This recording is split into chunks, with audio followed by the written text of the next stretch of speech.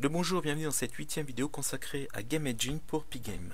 Les ennemis que vous allez créer, qu'on les appelle Eagle, pourront créer des missiles. Et bien je vous propose de créer à la fois les missiles et les Eagles. Pour créer la classe missile, vous faites classe, missile et dérivera bien sûr de PSprite.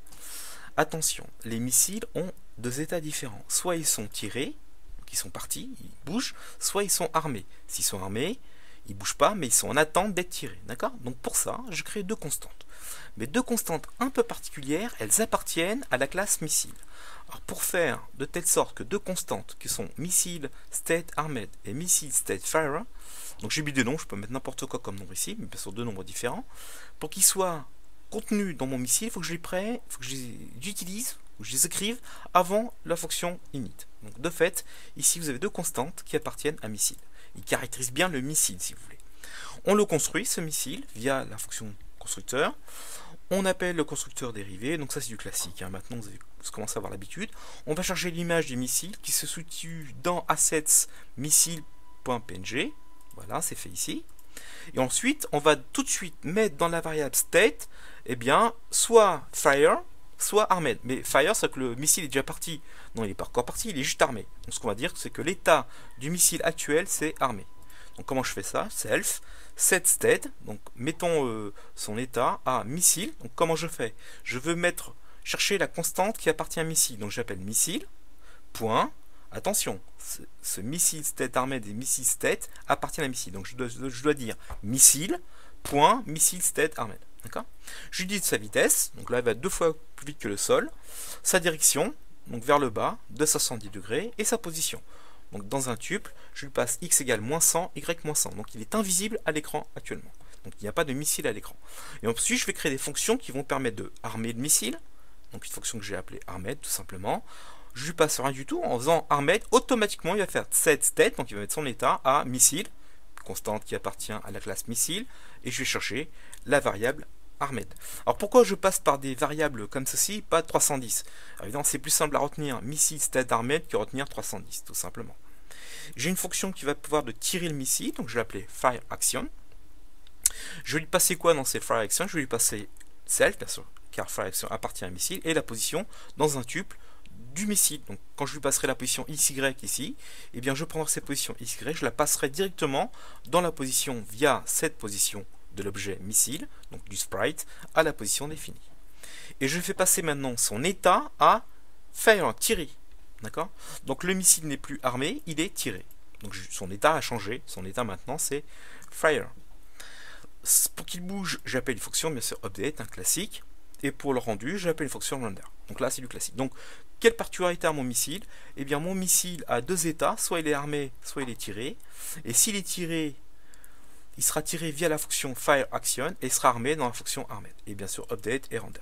Et maintenant, je crée l'ennemi. Donc, je ne vais pas créer 50 ennemis, je vais créer un ennemi et après, je appellerai 50 fois ou 100 fois l'objet ennemi. Donc là, je crée une classe Eagle qui dérive évidemment de PSprite. De même, les ennemis, donc l'Eagle, a deux états. D'où deux constantes, ici, Eagle state on, donc il est vivant, et Eagle state touched, c'est qu'il s'est passé quelque chose. Donc soit il a été touché par un missile ami, si vous voulez, cette fois, soit il est rentré en percussion avec le chip. Donc là, on donne deux constantes, soit son état est à on, soit son état est touché. On construit de la même façon, sauf que là, une particularité, c'est que les ennemis, on peut les faire commencer plutôt vers la gauche de l'écran ou plutôt vers la droite de l'écran. Donc pourquoi on fait ça? Parce qu'on aura plusieurs ennemis, et si on ne fait pas ça, il risque d'avoir que les ennemis toujours tous à gauche ou tous à droite. De fait, on peut distinguer les ennemis plutôt à gauche et plutôt à droite. Donc là, je crée une variable qui s'appelle code. Si code vaut 0, l'ennemi sera créé à gauche. Si code vaut 1, l'ennemi sera créé ici à droite. On construit l'objet classique via le constructeur. On lui passe l'image de Eagle, donc l'image de Eagle dans Assets, le voilà. Donc Eagle.png, donc vous voyez, il est déjà orienté vers le bas. Donc on crée. Ensuite, on peut créer plein de petites choses. Alors, on pourrait faire que l'ennemi descende tout droit. Eh bien, on va le faire zigzaguer. Alors, pour le faire zigzaguer, il faut plusieurs choses. Premier temps, quel est le temps de zigzag? Ce que j'appelle direction de time. Donc il va zigzaguer, il va se mettre à descendre de façon en oblique, mais en coupant comme ça des trajectoires un peu en dents de scie. Donc là, je vais mettre un temps de zigzag, si vous voulez. Et quel type de zigzag? Il va commencer soit vers la gauche, soit vers la droite. Donc zig, peut prendre soit 1 ou moins 1. D'accord? Donc ça, c'est des petites variables qui vont être utiles ainsi pour la suite pour changer, pour voir le temps du zigzag, pour voir s'il commence à gauche ou à droite dans le zigzag. Je donne son état, pour l'instant il est vivant, donc l'état du eagle est vivant, et le code. Donc je mémorise la cote qu'on a passée ici, pour savoir ensuite plus tard si j'en ai besoin, de savoir si c'était plutôt une cote 0 ou une cote 1, plutôt gauche ou plutôt droite. On lui donne une vitesse classique, donc là je fais 2 fois le sol, et maintenant on peut augmenter ses vitesses, et j'ai une direction. Donc comment je fais la direction? Alors là je vous l'ai fait faire le calcul pour que vous bien me compreniez, je fais 360 moins 45. Donc là il va partir plutôt en diagonale vers le bas, d'accord? Donc à moins 45 degrés dans le cercle trigo. Cette image 0, donc pour l'instant je ne fais pas tourner l'image, je pourrais aussi faire que l'eagle se mette à tourner sur lui-même, là je n'ai pas fait, donc son image vaut 0. Et tout de suite on crée un missile. Maintenant j'ai créé ici un missile qui va appartenir à l'eagle, ici, et comment je crée ce missile? Je lui donne une variable de type missile, et je vais construire à partir de l'objet missile. D'accord? Et je fais reset. Alors si on fait le reset, je pense que reset, qu'est-ce qu'on fait? On redonne sa vitesse à 2.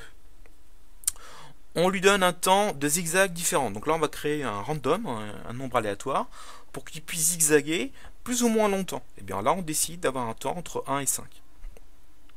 On lui donne une position Y de façon aléatoire via la fonction runRange. Et en fonction du type de côté, est-ce qu'il est plutôt à gauche ou plutôt à droite? Et bien on va positionner le eagle à ce moment-là. Donc si on est plutôt à gauche, on va le positionner plutôt à gauche, voyez, en faisant ça. Et ici, plutôt à droite, en faisant la largeur divisée par 2, plus, moins, etc. Donc là, croyez-moi sur parole, on positionne plutôt l'eagle soit à gauche, soit à droite. Là, je vous laisse regarder les petits calculs qui sont là. Alors, c'est pas difficile. Et on positionnait bien sûr l'eagle à l'instant T. Pour qu'il bouge, update. Mais cette fois, j'ai besoin du temps qui passe. En effet, je vais voir combien de temps il a mis pour zigzaguer. Et en fonction du temps qu'il a mis, je vais regarder si j'ai fini le zigzag et je vais changer le zigzag. Donc là, il me faut le temps qui passe. Donc je lui passe ici le paramètre delta. Je regarde en fonction de son état. Est-ce qu'il est vivant? S'il est vivant, le temps augmente. Donc son état, le temps qui passe augmente. Donc je mets dans sa variable qui lui est propre, self delta, plus égale delta. Donc j'augmente son self delta. Je regarde la différence entre le self delta et le self delta avant. Donc chaque pgame, dans Pgame que j'ai construit dans ma bibliothèque, chaque psprite possède un delta et un delta x. D'accord, l'ex delta si vous voulez. Donc je regarde le temps qu'il y a actuellement, donc en fonction du temps actuel, moins le temps avant. Et si ce temps-là est plus grand que le temps que j'ai obtenu par randomize, par aléatoire, je change la direction. D'accord, tout simplement. Et je remets à jour mon sprite. Alors comment je fais pour changer la direction? Donc c'est une fonction qui se situe un petit peu au-dessus. Ici, tout simplement, qu'est-ce que je fais? de zig qui est égal à 1, je le fais passer à moins 1, et vice versa. S'il est à moins 1, je le fais passer à 1. En faisant quoi? Self zig fois lui-même multiplié par moins 1. Donc 1 fois moins 1, ça fait moins 1. Mais moins 1 fois moins 1, ça fait plus 1. Donc en faisant ça, je change le zig en 1 ou moins 1. Si le zig est positif, sa direction, je fais maintenant 360 moins 45. Donc il va partir vers moins 45, mais dans ce sens-là. Ou s'il est autre, il va partir à moins 360 moins 135. Là, il va partir plutôt dans ce sens-là. Donc il va partir plutôt vers la gauche ici, ou bien plutôt vers la droite ici. Et je mémorise le delta x dans une variable. Donc le temps précédent, c'est le temps de maintenant, pour pouvoir mesurer des deltas temporels. Donc si vous pigez pas bien l'objet, reprenez-la, imprimez-le et regardez comment ça marche. Donc j'en étais dans mon update, d'accord? Donc le temps s'écoule. Si on a mis un certain temps déjà à faire un zig dans un sens, on change le sens et on met à jour l'update. Ensuite, c'est en fonction de l'état du missile. Qu'est-ce qu'on va faire? Si le missile est armé, d'accord, et que l'eagle arrive du haut de l'écran, on peut lancer le missile. Regardez bien. Donc dans la variable st, j'ai l'état du missile ici. Si l'état du missile est armé et que l'eagle en bottom est plus grand que 50 pixels, donc l'eagle est visible depuis un certain nombre de pixels, disons plus grand que 50, si ces deux conditions-là sont réunies vers le et, qu'est-ce qu'on fait? On fait phare action. Donc je vais lancer mon missile et je vais le positionner à l'endroit de mon eagle actuel. Vous voyez ici vers le tuple. Donc je récupère la position X du centre du rectangle de mon eagle, la position Y du centre de l'eagle également, que je passe ensuite au missile pour le lancer. Alors je vais détecter la fin d'écran de mon Eagle. Donc si mon Eagle en niveau haut est plus grand que size, eh bien le missile est à nouveau armé. D'accord, pour une prochaine fois. Donc il est lancé, maintenant il est armé. Si le rectangle du haut est plus grand que la hauteur, eh bien je vais relancer mon Eagle à nouveau. Et si l'Eagle vient toucher soit le bord gauche, soit le bord droit de ma fenêtre, eh bien volontairement je change directement la direction. D'accord. Si vous voulez, la fenêtre, on a des rebonds sur le rebord de fenêtre gauche et droite. Donc si le rectangle à gauche est plus grand que la largeur de la fenêtre, ou, ici un ou, que le rectangle de droite est négatif, eh bien il y a rebond en changeant la direction de l'Eagle, de l'ennemi. On fait bien sûr s'afficher deux choses. Il faut rendre en visu le missile et bien sûr le sprite. Mais je n'affiche le sprite que si dans un état on. Si c'est passé autre chose, eh ben, je ne l'afficherai pas. On verra ce qu'on fera. Alors il y a une fonction qui s'appelle touched. Si l'Eagle a été touché, eh bien, je vais mettre à jour sa variable, non pas directement en faisant set state de Eagle, mais en passant directement par une fonction touched. Mais je n'ai pas besoin de savoir comment ça marche. Je dis ok, l'Eagle a été touché, touched. Et qu'est-ce qu'on va mettre dans cette fonction touched? On va faire set state, donc on met à jour la variable d'état Eagle set touched. Voilà, donc c'est des objets un peu compliqués.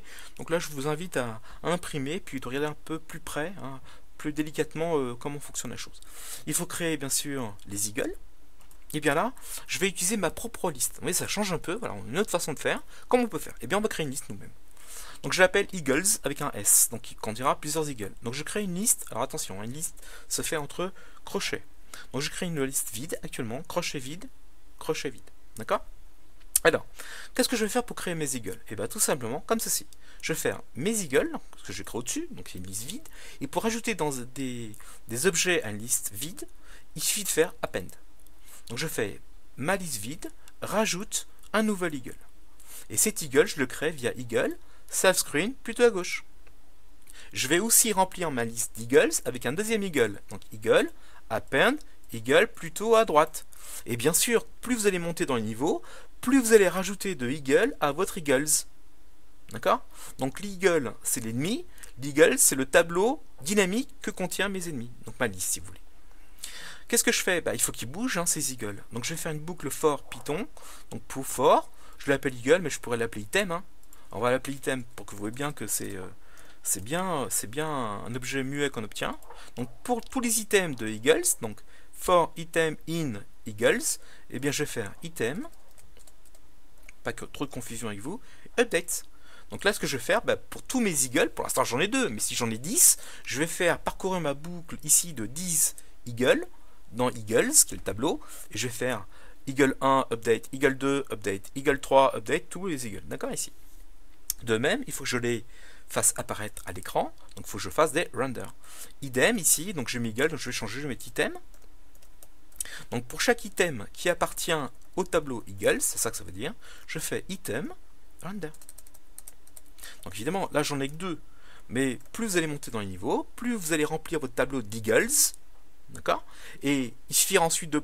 Vous n'avez rien à faire ici. Le render sera toujours le même, mais au lieu de prendre 2, il en prendra 3, 4, 5. Donc ça va se faire automatiquement. Il suffit juste de remplir le tableau Eagles pour avoir plus d'ennemis. Tout simplement. D'accord? Alors on va lancer. Je dois obtenir toujours mes nuages, toujours mes cœurs, mais cette fois je vais avoir des Eagles, 2 Eagles, qui vont se déplacer de façon zigzag du haut vers le bas, en lançant des missiles lorsqu'ils auront dépassé 50 pixels de l'écran. Regardons. Donc l'écran de démarrage, on appuie sur les chats, vous voyez, il y a des Eagles qui bougent. Vous voyez, celui-là, hop, il a tapé l'écran, il redescend. Hop, il est arrivé ici, il a lancé un missile. Voilà, il a lancé un missile. Il a lancé un missile. Et bien sûr, plus vous allez mettre d'Eagles, plus vous allez avoir d'ennemis qui vont apparaître, donc plus ça va devenir difficile. Voilà. Donc vous avez compris? Alors si vous avez du mal à avoir compris ces deux classes qui sont importantes, faites une pause vidéo, imprimez le document, regardez comment ça marche. Merci.